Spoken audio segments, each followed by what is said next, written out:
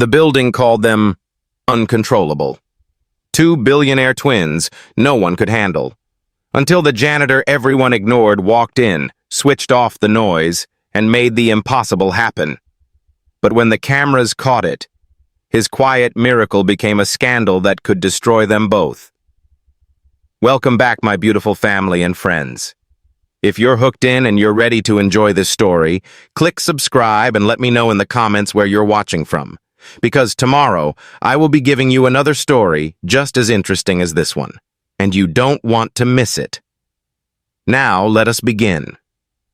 40 minutes later, in a corner office that surveyed half of Manhattan, Ava scrolled through a week of incident logs and inconclusive evaluations, the language clinical, the verdict devastating. Recommend reduced stimuli, stable routines, caregiver consistency, resources currently unavailable. She closed the file, stared at the paused frame of the break room camera, her daughters breathing evenly on a stranger's chest, and realized the part of her empire she could not command was time.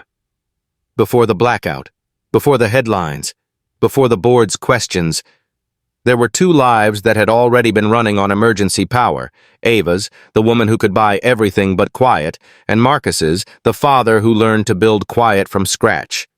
To understand how a janitor became the only routine that worked, we have to go back to the woman who needed order to run a city, and the father who needed order to keep a child from drowning in noise.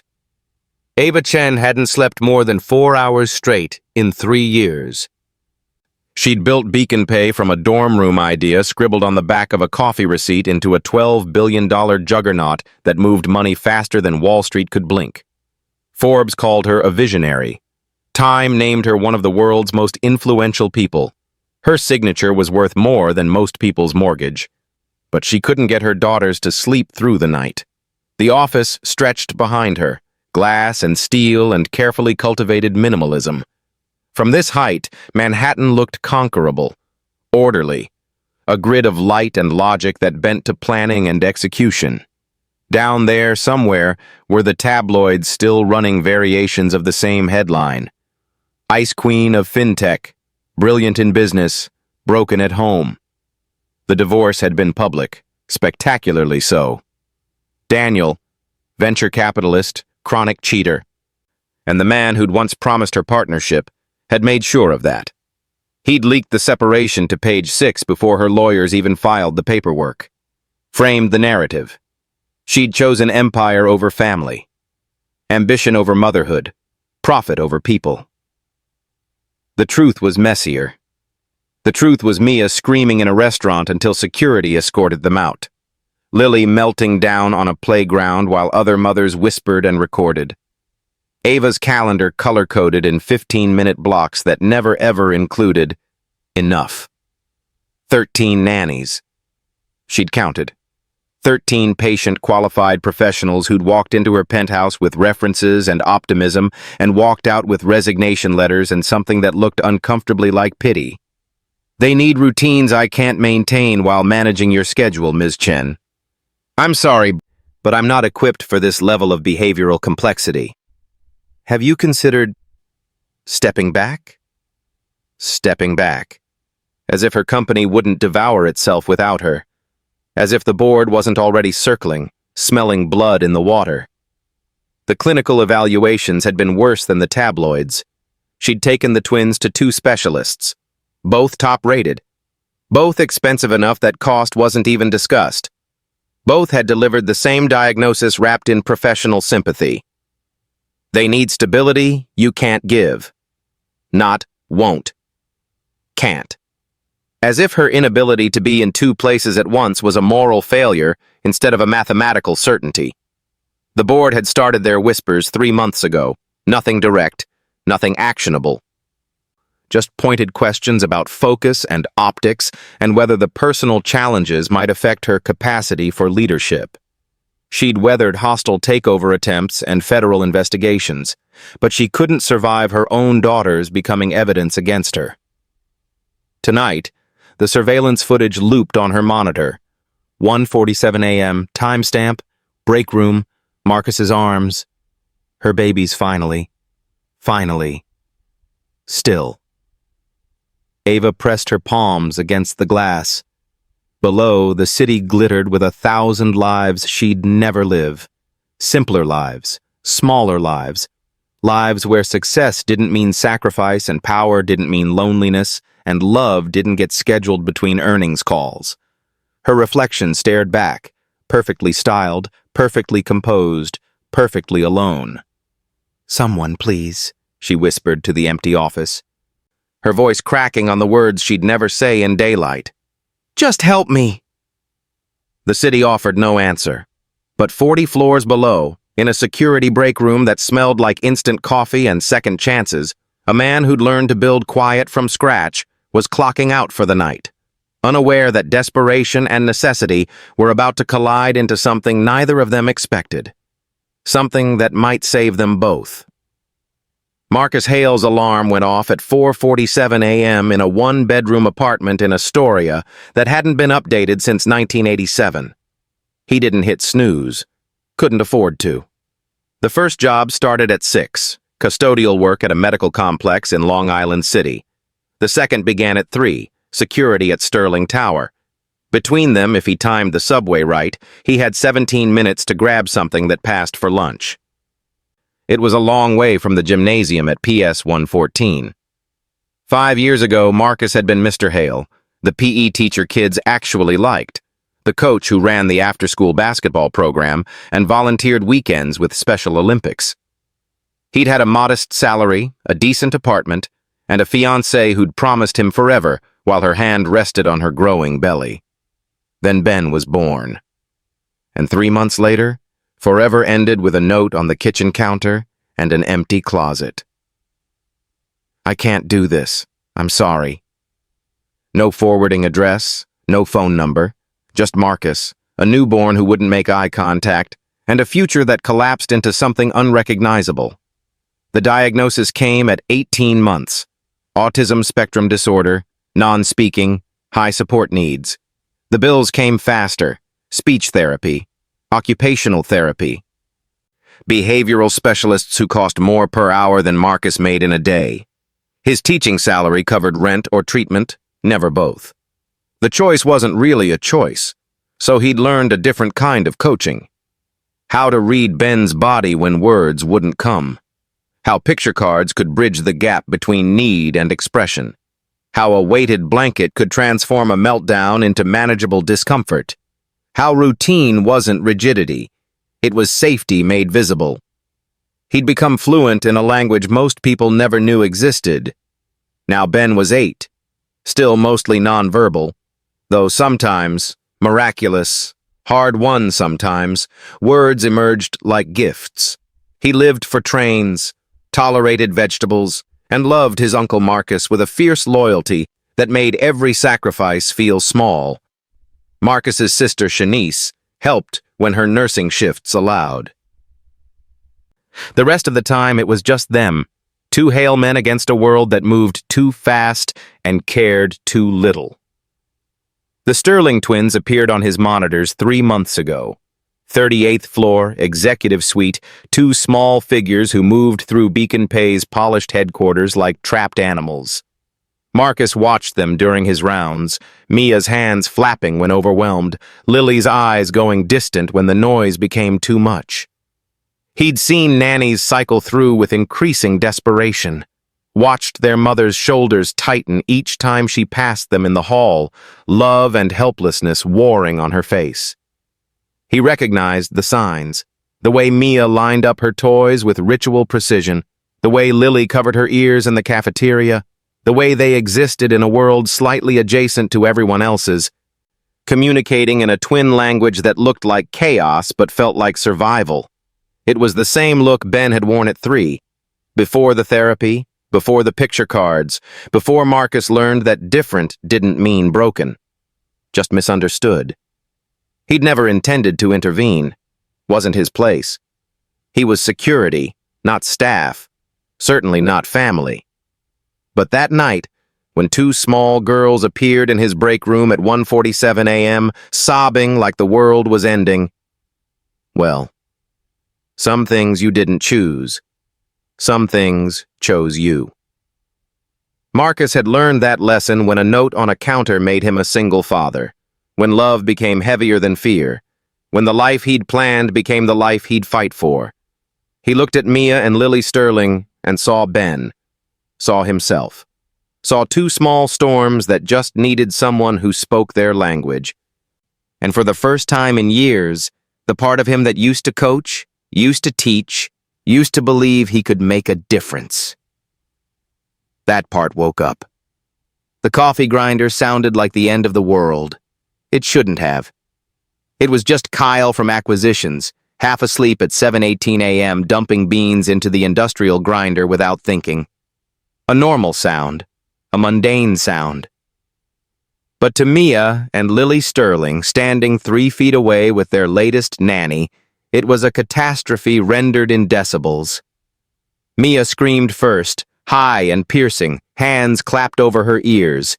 Lily echoed her twin a half-second later, the sound ricocheting off glass walls and polished floors until it seemed to come from everywhere at once. The break room froze.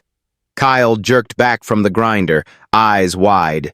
2 executives reaching for creamer went statue still. The nanny, Sandra, dropped to her knees, hands fluttering uselessly, her voice climbing into that high-pitched pleading that only made things worse. "Shh, girls. It's okay. It's just coffee. Please, sweethearts. Please." But they were past hearing, past language, locked in a feedback loop of fear feeding fear, their small bodies rigid with overwhelm. Marcus had been refilling the water dispenser. He moved without thinking, muscle memory from 1,000 similar moments with Ben. 3 long strides and he was at the grinder, switching it off. Silence crashed down like a physical weight. Then he was kneeling, making himself small, eye level with 2 sobbing 4-year-olds who didn't know him from any other stranger in a building full of strangers. He didn't speak. Not yet. Instead, he reached into the pocket of his jacket, the pocket that always carried the overflow from Ben's bag, and pulled out 2 pairs of ear defenders, soft, padded, 1 purple, 1 blue. He set them on the floor between them, an offer, not a demand. Mia's sobs hitched, her eyes fixed on the purple ones. Marcus waited.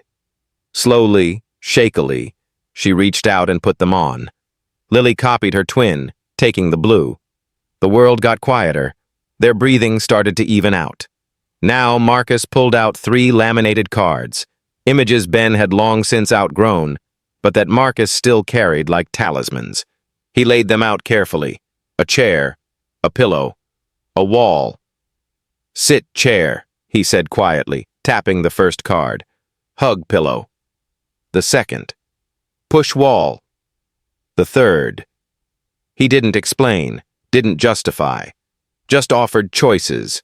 Simple, clear, visual. Lily looked at Mia. Some silent twin communication passed between them. Then, in unison, they pointed at the wall. Marcus smiled, real and warm. "Good choice. Very strong choice." He stood, walked to the nearest wall and placed his palms flat against it.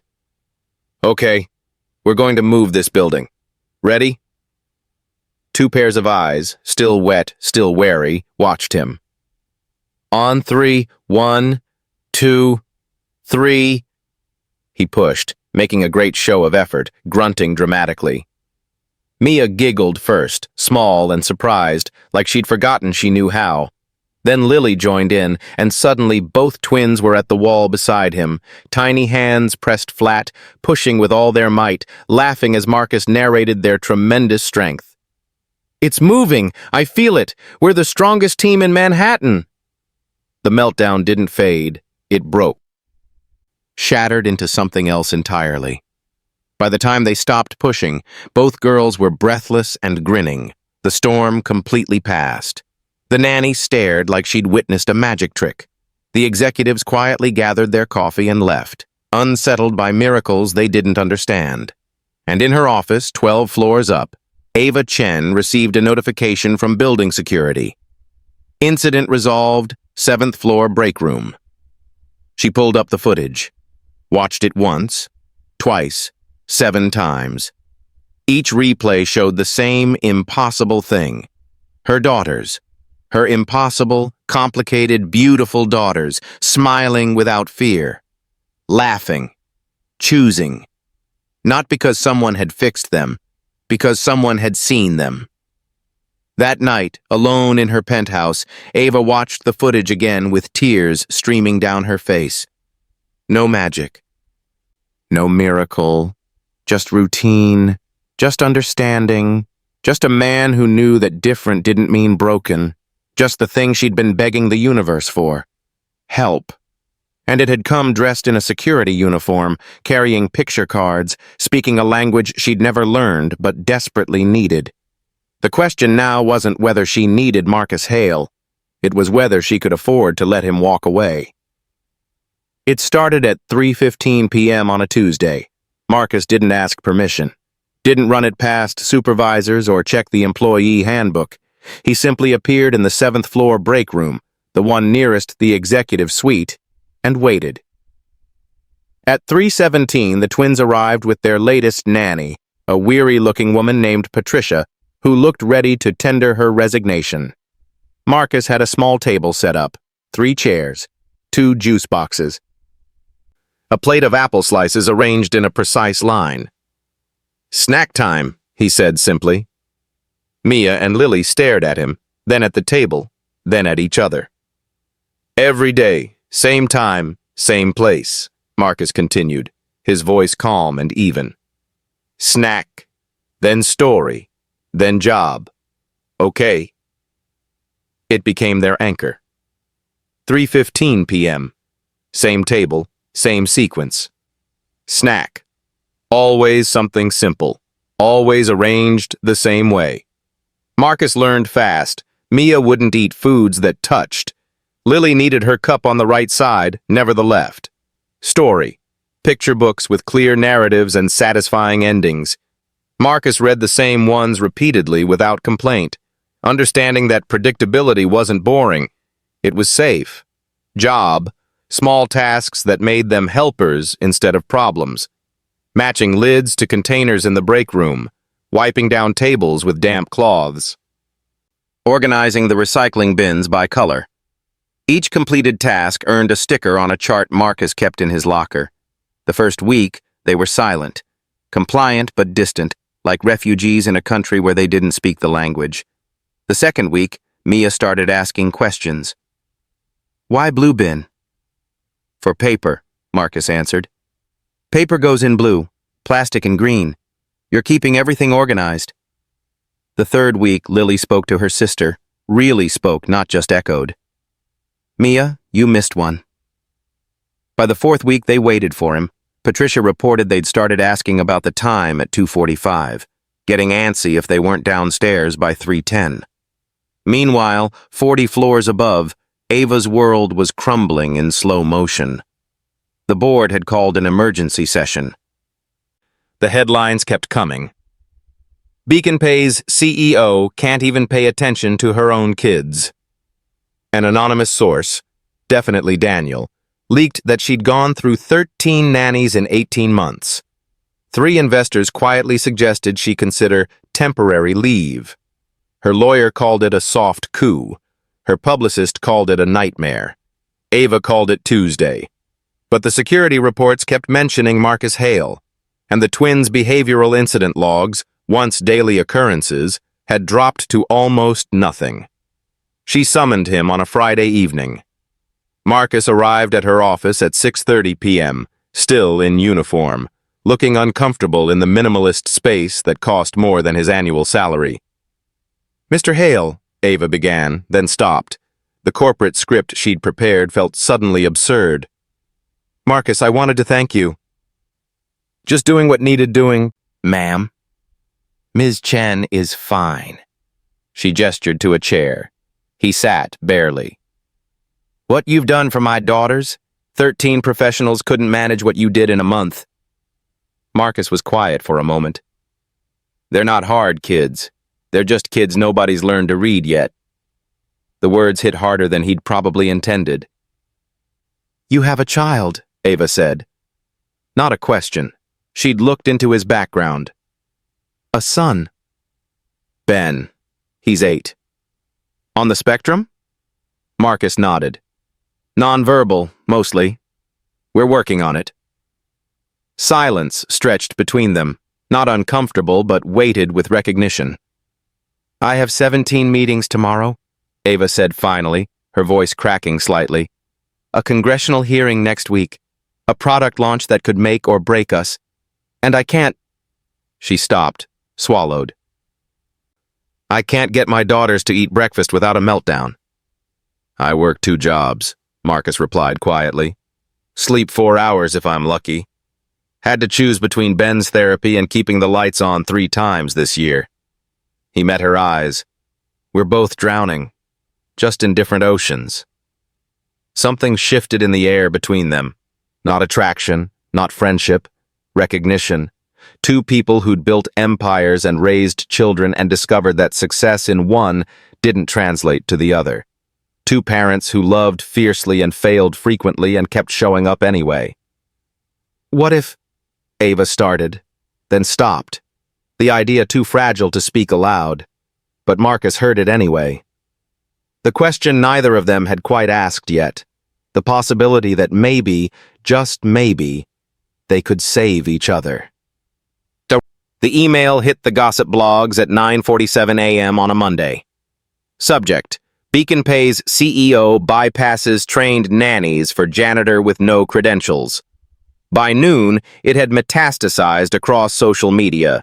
By 2, the cable networks were running segments. The Mop and Miracle scandal, they called it, the alliteration too good to resist.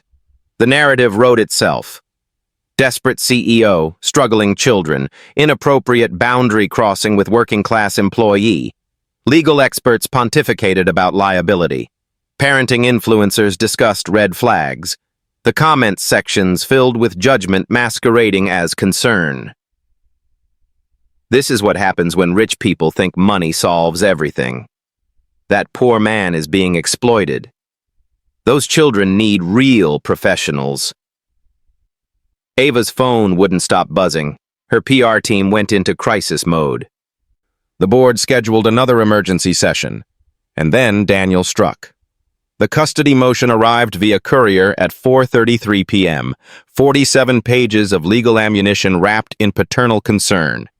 He was requesting restricted contact pending a full psychological evaluation of both Ava and the twins' environment. His lawyer had included screenshots from the security footage. Quotes from Concerned Employees, an entire section on questionable judgment and maternal fitness. The hearing was set for 3 weeks out. By Wednesday, building management had suspended Marcus pending a full review of professional conduct and boundary violations. No severance, no explanation beyond the corporate speak in the email. Just gone. The twins knew immediately. At 3:10 p.m., they started asking for him. By 3:20, when he didn't appear, Mia crawled under the break room table and wouldn't come out. Lily stopped responding to her name entirely, her eyes going distant and flat. Patricia tried the picture cards Marcus had left behind, tried the routine, tried everything. Nothing worked. By Friday, they weren't eating. The incident reports came flooding back, meltdowns, regression, the awful sliding backward that felt like watching a building collapse in reverse. Ava felt the helplessness rising like floodwater. She'd survived hostile boards and federal scrutiny and public divorce, but watching her daughters disappear back into unreachable silence, that was drowning. Friday night, 11:47 p.m., she did the unthinkable. She waited by the janitor's closet on the 3rd floor. Marcus arrived at midnight for his final locker clean-out, moving with the heavy exhaustion of a man who'd lost something he couldn't afford to lose. He stopped when he saw her. Ms. Chen. I don't need a savior, Ava interrupted, her voice raw. I don't need someone to fix me or rescue me or make me look like less of a disaster. She stepped closer. I need someone who understands patterns, someone who knows that routine isn't rigidity, it's safety. Marcus set down the box he was carrying. I'm not a therapist, not a trained professional, I'm just someone who sees my daughters instead of problems to manage. Her voice cracked. Someone they trust. Silence filled the hallway, harsh fluorescent lights buzzing overhead, the building empty except for cleaning crews and two desperate parents standing in front of a janitor's closet at midnight. I can't fix your reputation, Marcus said finally. Can't make the tabloids shut up or your ex back down or the board stop circling. I know. But I can give your girls predictability, structure, the kind of boring, consistent routine that looks like nothing from the outside but feels like everything when you're 4 and the world's too loud. Ava felt something loosen in her chest, the first full breath she'd taken in days. Then be boring, she said. Boring works. Marcus studied her. This woman who commanded billions but couldn't command her own life, who'd built empires but couldn't build the one thing her daughters needed. He saw himself reflected there. Different ocean, same drowning. Okay, he said quietly, but we do this right. Transparent, documented. I'm not losing my son because someone decides this looks wrong. Agreed. And you accept that I'm not magic, just consistent. Consistent is what we need. He held out his hand, calloused from mop handles and late shifts, steady from 8 years of single fatherhood. Ava took it. Not a business deal, not a rescue. A partnership born from necessity and desperation and the shared knowledge that sometimes the help you need doesn't come in the package you expected. Sometimes it comes in a security uniform, carrying picture cards. Sometimes boring changes everything. The lights died at 4:47 p.m. on a Thursday that had been, until that moment, perfectly ordinary. 1 second, Sterling Tower hummed with its usual efficient energy. The next, silence, the kind that only comes when every electrical system cuts out simultaneously. Emergency lighting flickered on, casting everything in sickly green. Then the screaming started. Mia was trapped in the glass elevator between floors 27 and 28, along with Jordan, a 23-year-old assistant who'd been reviewing quarterly reports and was now hyperventilating into his phone's dying flashlight. But it was Mia's screams that cut through the building, high and primal, the sound of a child whose worst fears had crystallized into reality. Trapped, dark, suspended in glass and steel with nowhere to run. On the 28th floor, Lily heard her twin and ran. Patricia grabbed for her but missed. Lily hit the elevator doors at full speed, palms slamming against metal, matching her sister's screams with her own. Not fear, but fury. Communication in the only language that mattered. I'm here. I hear you. You're not alone. Ava got the alert 17 seconds after the blackout hit. She was in a meeting 3 floors up. She moved faster than she'd ever moved in heels, hitting the stairwell at a sprint. By the time she reached the 28th floor, a small crowd had gathered. Facilities was on their way. Fire department had been called. Everyone was doing everything except the only thing that mattered, getting her daughter out.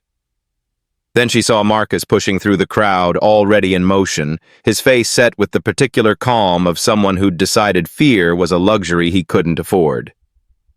Maintenance access, he said to no one in particular, moving to a panel near the elevator shaft. Need a ladder and a harness. Sir, you can't... A facilities manager started. Yes, I can. Marcus yanked open the panel. Someone get me equipment. Now! Ava's security override got him what he needed in 90 seconds.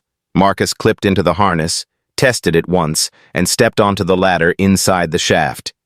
The emergency lights barely penetrated the darkness below. Mia's screams echoed off concrete and cable. Mia! Marcus called down, his voice cutting through the chaos with practiced steadiness. It's Marcus! I'm coming to get you! The screaming hitched, but didn't stop.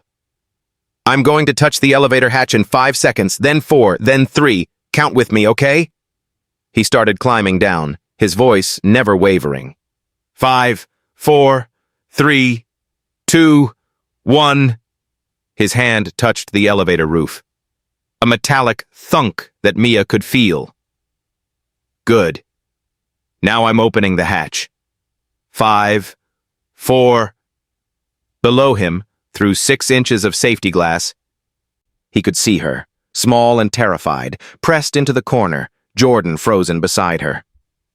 Above, on the 28th floor, Lily had stopped screaming.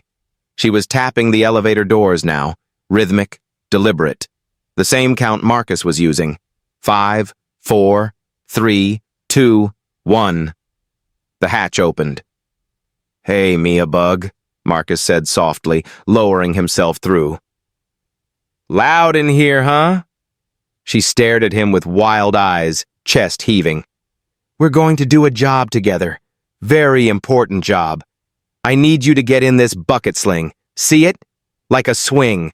Then we're going to count your breathing. In for 3, out for 3. Can you do that?" She didn't answer, but when he held out the sling, she moved toward it. Good choice. Very brave choice. He secured her carefully, talking the whole time. Numbers, patterns, predictability made audible. Then he started climbing, one-handed, Mia suspended below him in the sling, her breathing sinking to his count. In, 2, 3, out, 2, 3. 20 feet of ladder, 20 feet that felt like miles. Below them, Lily's tapping never stopped. Above, Ava watched through the access panel, her heart a hammer against her ribs. When Marcus's hand emerged through the opening, when facilities pulled Mia up and out, when the harness cleared and Marcus hauled himself onto solid floor, the twins collapsed into his arms. Not their mother's. His. Both of them, sobbing and shaking, holding onto him like he was gravity itself. Ava stood 3 feet away, watching a man who cleaned floors and worked 2 jobs cradle her daughters with the desperate tenderness of someone who understood what it meant to save a child. Or to fail to. She thought about his file, about Ben, born healthy, becoming different, about a mother who left, about a father who stayed, about the fact that Marcus hadn't just saved Mia tonight.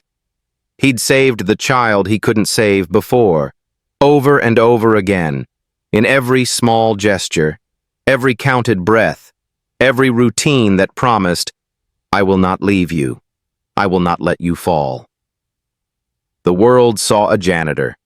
Ava saw a father doing for someone else's children what love had demanded he do for his own. And she understood, finally, that she hadn't hired help. She'd found family. The video hit social media at 6:32 p.m., uploaded by someone on the 28th floor with a decent phone and no sense of privacy. 47 seconds of Marcus descending into darkness, his voice steady through the chaos, counting down with mechanical calm. Mia emerging in the sling, Lily tapping the doors in synchronized rhythm. 2 small girls collapsing into his arms while their billion-dollar mother watched from the periphery. By morning, it had 17 million views. The headlines wrote themselves. Again. Janitor hero saves CEO's daughter in dramatic rescue. Beacon Pay's mop miracle strikes again. Untrained worker or unsung hero. The Marcus Hale debate. The camera crews assembled outside Sterling Tower by 8 a.m. Ava's PR team drafted 3 different statements. Her lawyers recommended silence. The board sent a strongly worded email about controlled messaging. At 9:15 a.m., Ava walked to the building's main entrance alone. No prepared remarks, no teleprompter, just her and a microphone and 24 reporters who smelled blood in the water. "Ms. Chen, is it true Marcus Hale has no formal training? Did you endanger your daughter by allowing unauthorized personnel? What qualifications does he have to work with special needs children?" Ava held up one hand. The questions died down. Marcus Hale, she said clearly, is not a miracle worker. He's not a therapist. He doesn't have letters after his name or a degree in child development. The reporters leaned in, sensing confirmation of their narrative.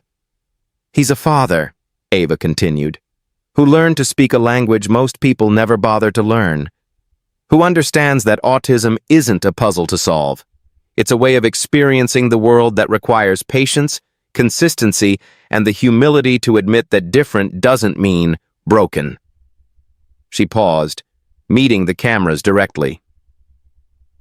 My daughters needed routine more than they needed credentials. They needed someone who saw them as children, not problems. For 18 months, I hired experts who had every qualification except the one that mattered. They didn't understand that sometimes the answer isn't fixing the child, it's changing the environment. A reporter started to interrupt. Ava kept talking. Which is why today, I'm announcing 2 Lanterns, a new initiative through Beacon Pay's foundation to train employers, schools, and public spaces in sensory-safe design and neurodiverse accommodation. Marcus Hale will serve as director. The murmurs started immediately.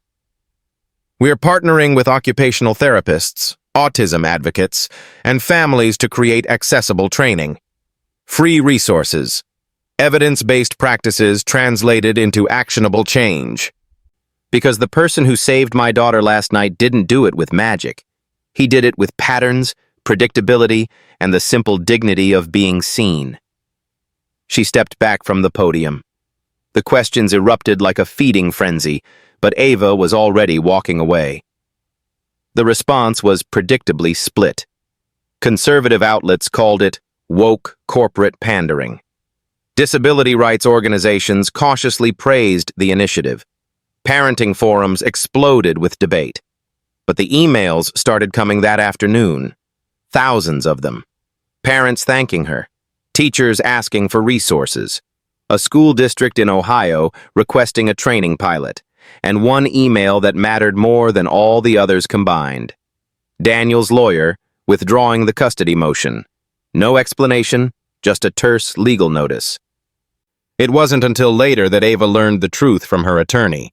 The judge assigned to their case had quietly reached out to thank Marcus for advice about his own autistic grandson. Had mentioned it to Daniel's team. Had made it very clear which way he was leaning. Sometimes justice came from unexpected places.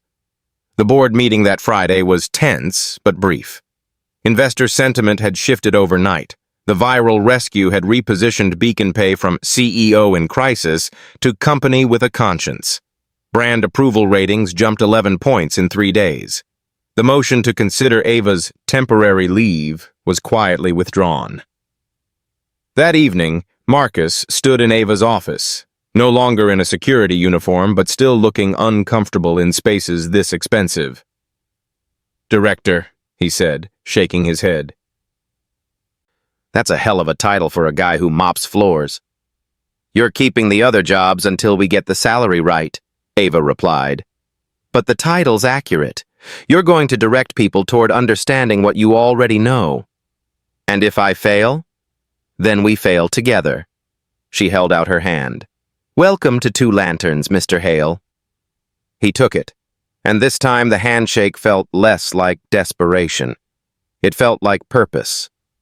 Below them, Manhattan glittered with 1,000 invisible struggles, families drowning in different oceans, children who needed someone to learn their language.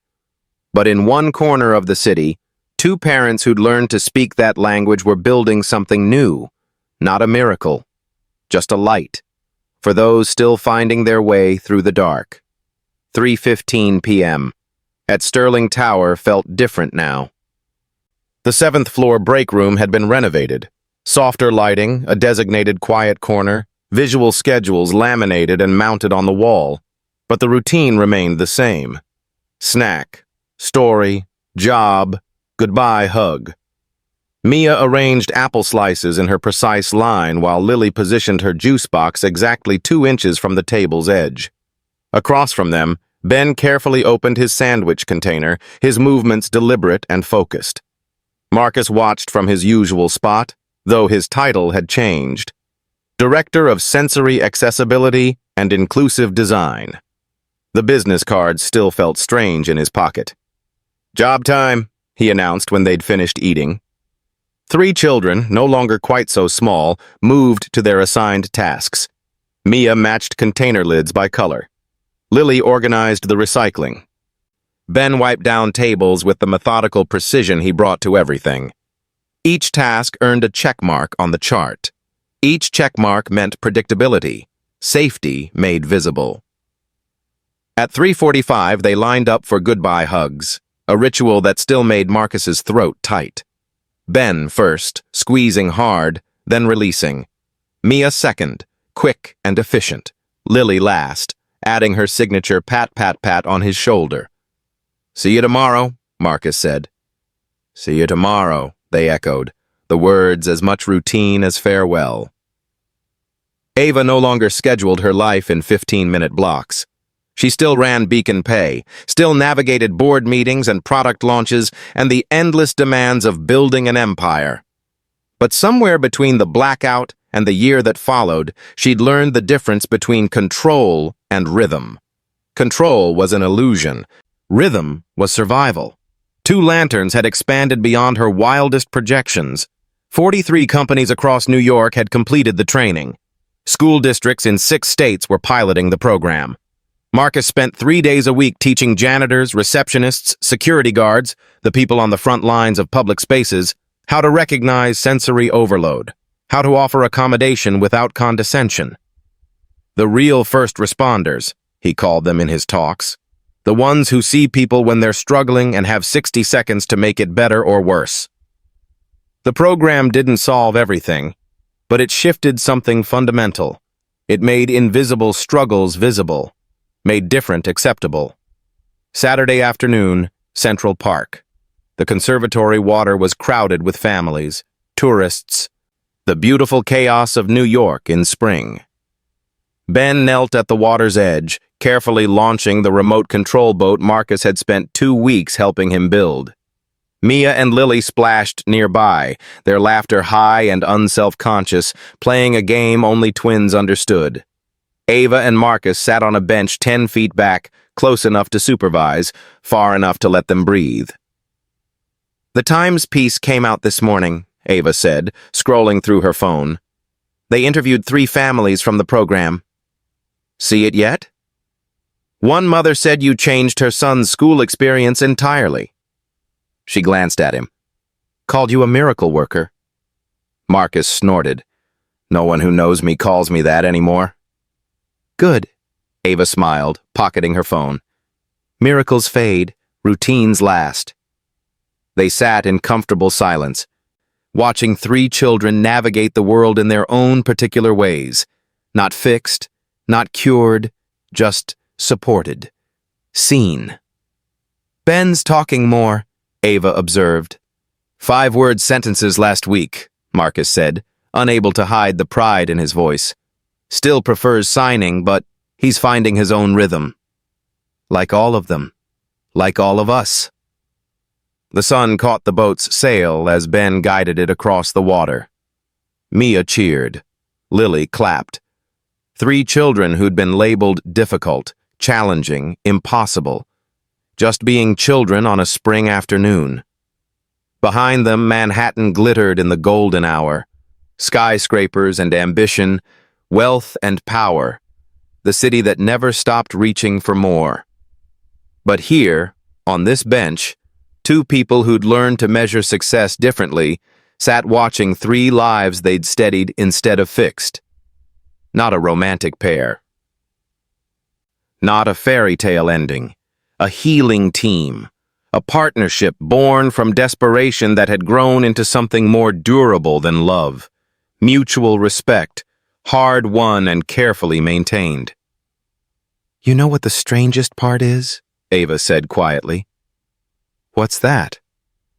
"A year ago, I thought I needed to fix everything, control everything, buy my way to solutions." She watched her daughters splash in the sunlight. "Now I know the greatest wealth isn't what you build." Marcus finished the thought. It's what you steady.